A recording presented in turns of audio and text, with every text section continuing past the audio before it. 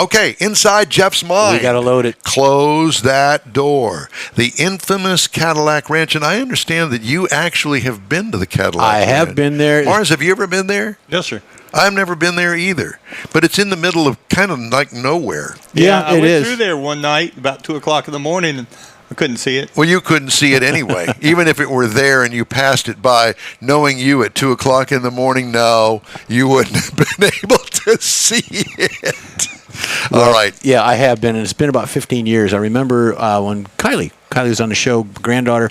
She was a baby, and I was out there on a business excursion, and I said, I got to do it. So here we go. Okay, we'll go. When stepping foot on the field, because it is in a field, you're more likely to hear a mixture of languages from French to German to British English being spoken, and it probably has the most diverse languages than the UN. So grab a spray can, get some paint, rollers, or whatever you want. Grab your camera, and let's go to the Cadillac Ranch. The story behind the art is this. A unique piece of art is the brainchild of an American artist, billionaire Stanley Marsh III. He was determined to create a baffling piece of public art that would shake the locals up. So he enlisted the help of his San Francisco friends, artists, and hippies, Chip Lord, Hudson Marquez, and Doug Michaels. The trio referred to themselves as the Ant Farm. Go figure. I don't know.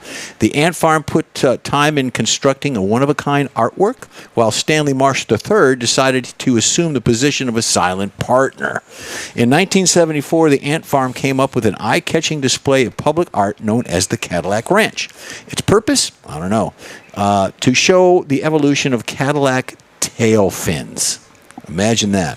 10 Cadillacs, starting with a 1949 Club sedan and ending with a 1963 Sedan DeVille, were driven to one of Stanley Marsh's fields and placed nose down, facing west, in a straight line.